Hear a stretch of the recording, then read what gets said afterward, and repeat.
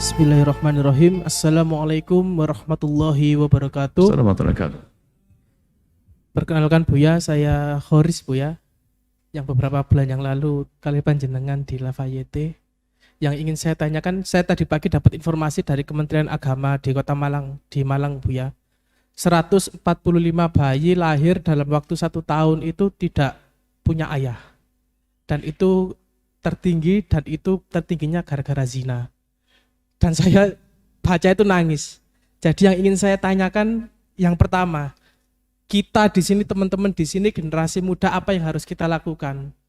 Dan kemudian yang kedua, apa yang akan kita persiapkan nanti ketika kita menjadi orang tua? Karena semakin zaman ini berkembang, maju, otomatis akan semakin halangan-halangan, mendidik anak pun juga akan semakin sulit dan berat. Itu saja Buya, terima kasih. Wassalamualaikum warahmatullahi wabarakatuh. Ya, itu hanya di Malang saja kan? 145 itu. Subhanallah, innalillah. Itu berita, bayangkan. Itu kan yang hamil. Yang tidak hamil berapa lagi? Masya Allah. Maka pertama yang harus ada di hati Anda sudah benar. Pastikan Anda sedih. Pastikan Anda sedih dengar berita semacam itu, hanya berlalu saja. Gitu. Apalagi Anda bandingkan, wah di Jakarta lebih gede lagi.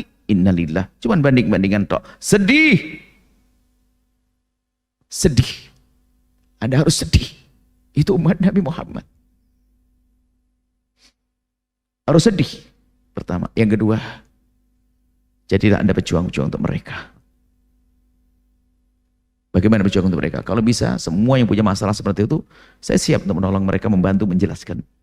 Agar mereka bisa menutup anak-anaknya. Jangan sampai mereka merasa tidak punya anak. Harus ini proyek bersama ini. Kasihan itu 145 anak itu. Dan ibunya pun kadang tidak mengerti. Seorang ibu yang tidak mengerti, bahkan seorang bapak yang tidak mengerti cara mendidik anak, kalau tahu anaknya hamil, itu sudah menjadi tradisi masyarakat. Itu begini bunyinya, kau berbuat, kau yang bertanggung jawab. Ya gila, anaknya dihamili oleh laki-laki yang gak bener, malah suruh nikahi laki-laki itu. Itulah nasib buruk wanita, sudah jatuh ketimpa tangga, berkarat lagi itu tangganya. Kebodohan orang tua melihat anak bermasalah suruh dikejar, kau yang berbuat, kau bertanggung jawab. Tidak harus begitu. Kalau laki-laki gak baik, jangan dekat-dekat dengan laki-laki itu. Di perutnya sudah ada isinya. Ajib, biarpun sudah ada isinya, tolong ini anak gadis. Jangan sampai dia, bisa jadi laki-laki itu juga menghamili lagi wanita yang lain, bahkan zina dengan wanita yang lain. Karena siapapun yang berani berzina sekali, mungkin berzina 1000 kali. Kita tolong itu anak perempuan. Kita beri wawasan agar tobat atau menyesal. Kemudian jangan sampai di kampungnya ketahuan kalau dia melahirkan anak dari hasil zina. Ini proyek bersama. Anda jadi timnya itu. Jangan sampai wanita ini di kampungnya ketahuan kalau dia melahirkan anak tanpa ayah. Ini kewajiban semuanya. Tutup aib itu. Agar dia itu percaya diri untuk tobat. Yang jadi masalah dia akan putus asa. Orang sudah tahu saya biasa zina, ngapain saya tahan-tahan? Ya terserah siapa saja mau dengan saya. Lihat pertama, rusaknya dia. Yang kedua, orang lain akan melihat, dia anaknya orang ustadz saja begitu, apalagi saya. Kalau dia anaknya ustadz, makanya Nabi mengajarkan harus ditutup. Maka kalau Anda bisa menutup aib mereka, lihat Allah ampuni dosa Anda. Tutup aib mereka. Gimana caranya? Proyek. Sedih. Kalau Anda bisa mencari 40 anak, 145 saya ambil semuanya kalau mau.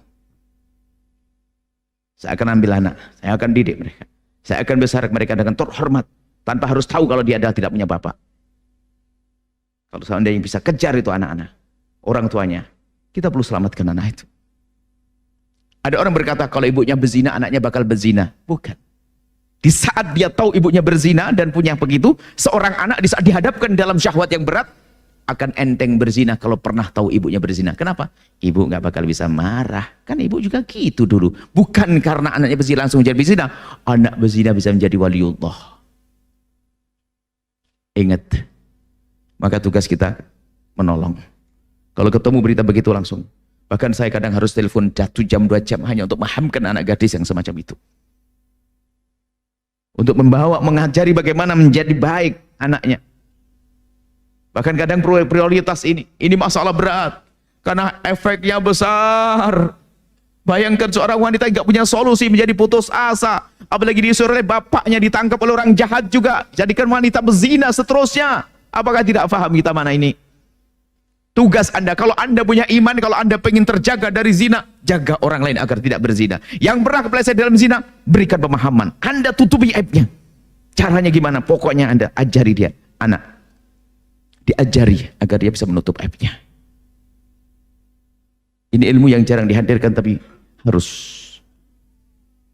dimulai. Apa yang bisa Anda, tetangga kampung, Anda panggil, ajak diskusi anak gadisnya. Kalau masih sekolah-sekolah, tapi harus rasa takut pada Allah. Menyesal ya, jangan ini. Sampai nanti dia menjadi baik, nanti ada yang menikahinya. Setelah menikah, tidak boleh. Bahkan dikemas dia seorang janda dan sebagainya. Jangan sampai ketahuan kalau dia pernah berzina. Anaknya pun tidak boleh tahu kalau ibunya pernah berzina. Bahkan kadang-kadang pertanyaan-pertanyaan yang bikin sedih itu pertanyaan begini. Buya, mana yang didahulukan antara bapak ini atau bapak biologis? Kalau sudah pakai kata biologis, sebenarnya bahasa zina yang halus itu. Saya paham itu. Kenapa harus pakai bahasa biologis? Adanya bapak, nggak usah pakai istilah biologis berarti yang menzinai. Pertanyaannya juga pertanyaan membuka bongkar aib. Tolong siapapun yang punya masalah zina, tutup. Jangan ceritakan siapapun. Baik, jadi pertama menyesal. Kedua, Anda harus menjadi tim penyelamat mereka dengan menolong anak-anak itu, bagaimana memahamkan kepada mereka. Kalau bisa sambung, saya akan telepon dengan wanita-wanita yang mungkin dia masih sekolah dan sebagainya. Kemudian dia, kadang tidak semua orang tua paham tentang ini. Sehingga ya itu tadi, malah kadang dicari yang menghamili. Dia kepaksa, akhirnya didolimi juga perempuan, diperas segala macam. Tatonya laki itu juga zina kemana-mana. Ujung-ujungnya anaknya hanya bagian yang ke-10 di antara wanita. Naudzubillah, hati-hati, jangan bodoh. Maka ini perlu pendidikan, edukasi dalam hal ini penting banget. Begitunya, Masya Allah ini. Kita baru ngomong berdua, saya hanya ngomong dari laboratorium 3 orang, 145. Serem, saya dengar 3 di laboratorium, ada seorang ibu menangis. Ternyata anaknya pikir sakit, ternyata keluar positif, hamil, umurnya masih 13-14 tahun. Ini, innalillah. Takutlah kepada Allah, ya hamba Allah. Zina, hina di dunia, hina di akhirat. Baik. Yang lain. Baik. Pertanyaan untuk generasi selanjutnya, kalau Anda punya prinsip itu, Anda akan terjaga. 2 ini saja sudah Anda pegangi. Artinya jangan begitu sebaliknya. Kalau Anda tidak peduli dengan orang-orang seperti itu. Apalagi sering ngomongin orang berzina, atau Anda tidak pernah sedih melihat orang berzina, mudah terjadi. Bayangkan kalau kita sedih melihat orang berzina, mustahil kita berzina. Ya kan? Karena sedih, hidupkan hati Anda. Itu umat Nabi Muhammad. Baik, silakan yang lain. Aduh, sedih kita dengar berita 145. Ya Allah. Sudah begitu, kenapa kita masih ngentengin anak-anak kita bebas pergi ke sana kemari? Allah. Baik. Sahabat Al-Bahjah TV, setelah menyaksikan video ini, jangan lupa bersolawat kepada baginda Nabi Muhammad. Shollu ala Nabi Muhammad. Allahumma sholli alaihi wa ala alihi wa sahbihi.